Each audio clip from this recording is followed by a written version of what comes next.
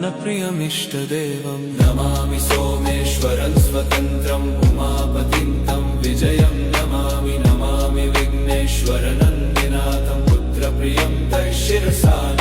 नमामि देवं भवदुःखशोकविनाशनं चन्द्रधरं नमामि नमामि गङ्गाधरमीशमीड्यमुमाधगं देववरं नमामि नमाम्यजादिशपुरन्दरादिसुरासुरैरचितपादपद्मं नमामि देवी मुखवादनानैक्षार्थमक्षित्रितयं यैष पञ्चामृतैर्गन्धसुधूपदीपैर्विचित्रपुष्पैर्विधैश्च मन्त्रैः